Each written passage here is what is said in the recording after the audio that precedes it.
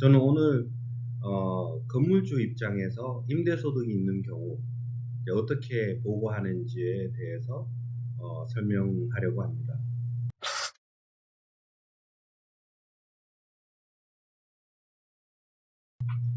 안녕하세요. 저는 김준영 회계법인의 대표 김준영 회계사입니다. 오늘 저희가 동영상 두 개를 준비를 했습니다. 그래서 첫 번째 거는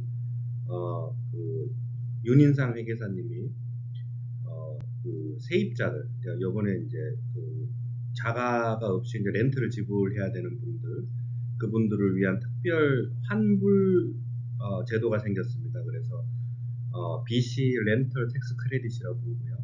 그걸 어떻게 세금 보고할 때 신청을 하고 어떤 조건이고 또 얼마나 받을 수 있을지에 대한 설명을 다음 주에 다른 동영상으로 안내해 드리고요. 저는 오늘 건물주 입장에서 임대소득이 있는 경우 어떻게 보고하는지에 대해서 설명하려고 합니다. 자, 먼저 캐나다에서 임대소득이 있는 경우 이제 어떻게 보고를 하느냐 하면은 T776라는 양식을 통해서 퍼스널 텍스 리턴 할 때 임대소득 스케줄이 들어가죠. 손익 계산을 하고 거기에 나와 있는 스케줄대로 수입을 잡고 지출을 공제하고 남은 임대소득 순수익을 다른 소득과 함께 퍼스널 텍스 리턴 T1 텍스 리턴을 통해서 종합과세합니다. 그런 형태로 되어 있고요. 뭐 아시다시피 캐나다는 모든 소득이 종합과세죠. 심지어 양도소득도 종합과세되고요. 뭐 다른 소득과 다 합산이 됩니다. 자, 먼저 T776는 어떻게 보고하느냐? 먼저 이제 이게 임대소득 손익계산서이니까 먼저 수입이 있고 지출이 있어야 되겠죠. 수입은 뭐 아주 쉬운 설명입니다. 매달 받은 돈들, 세입자들 통해서 렌트비 받은 돈들이 수입이 되는 거고요. 지출은 뭐 여러 가지 형태의 지출이 있을 수 있습니다. 그래서 광고비도 있고 보험금도 있고, 그죠? 그리고 몰게지 이자도 있고, 프로퍼티 텍스도 있고, 스트라타 피, 콘도나 타운하우스 같은 경우 스트라타 피도 있고요. 이런 것들이 다 공제됩니다. 다 수입, 임대 수입을 발생하는데 필요한 경비들이죠, 그죠? 그래서 그게 공제하고 남은 거, 얼마 순수익이 났다. 그걸 이제 퍼스널 텍스 리턴, T1 리턴 보고할 때 다른 소득과 함께 합산해서 보고를 합니다. 임대소득에 필요한 정보들이 있습니다. 먼저 그 T776 스케줄을 보시면은 소유자가 누구냐? 그러면은 이제 부동산 소유자 명의자 이름과 그리고 지분율. 예를 들어서 이게 뭐 단독 명의일 수도 있지만 부부 공동 명의인 경우도 많고요. 부부 공동 명의 같은 경우는 손익계산을 일단 한 다음에 50대 50 반반 소득을 나눠서 보고하는 거죠. 그래서 지분율이 중요하고요.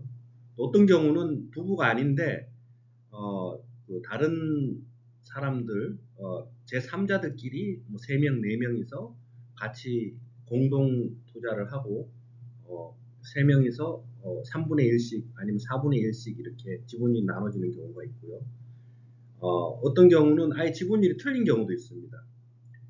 공동 투자를 하되 뭐 나는 40%, 다른 사람은 뭐 20%, 또 다른 사람은 40%, 뭐 이런 식으로 지분을 차등하게 하는 경우도 있고요. 그런 경우도 지분율 다 틀리고요.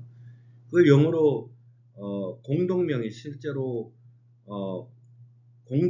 똑같은 권리와 그런 걸 가지는 거는 이제 조인트 오너십이라고 부르고요.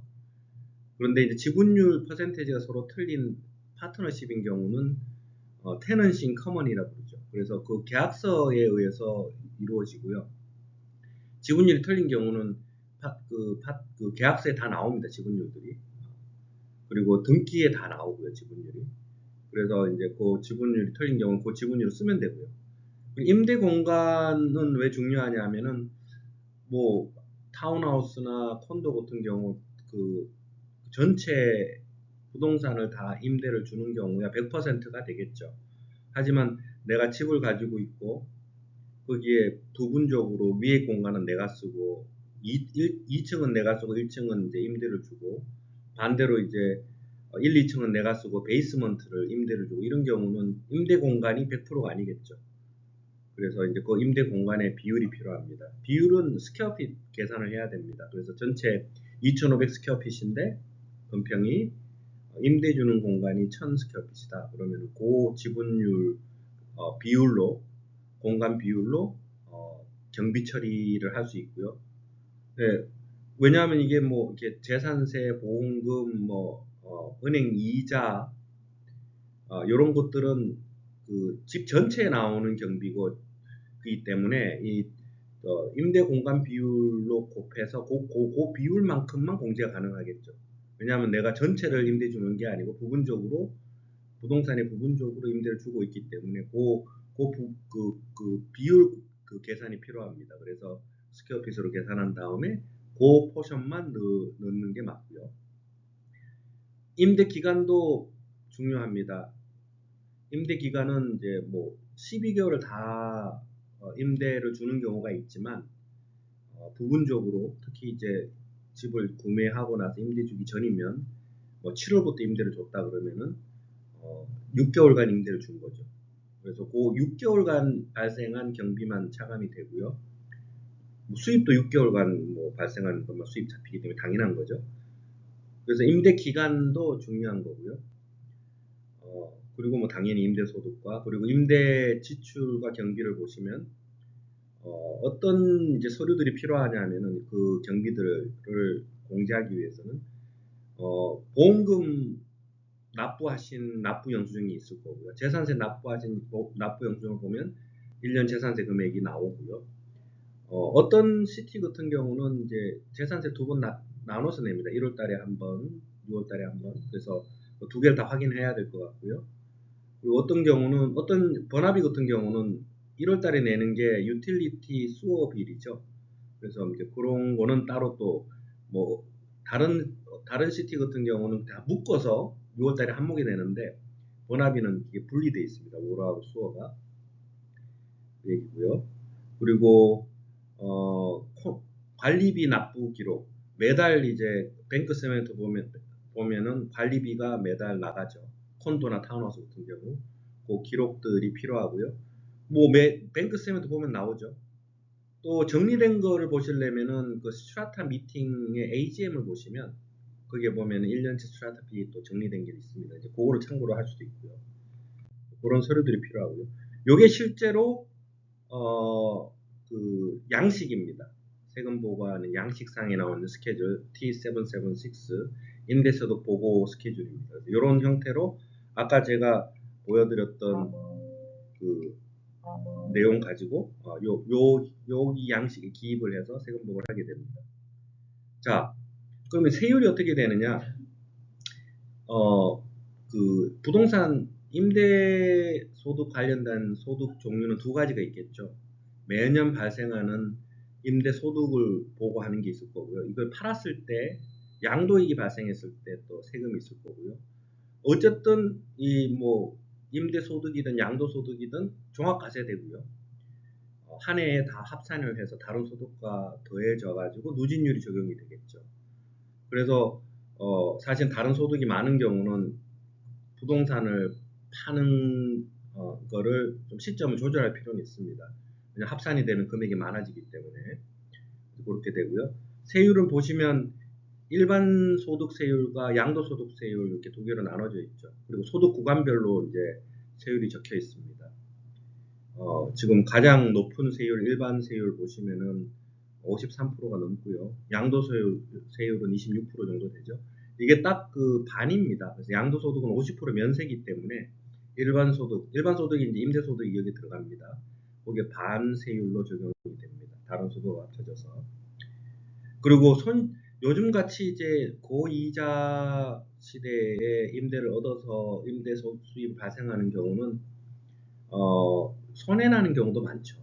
지금 뭐 많은 분들이 고통 속에서 매달 몰게지 페이먼트를 하고 있는 걸로 알고 있고요.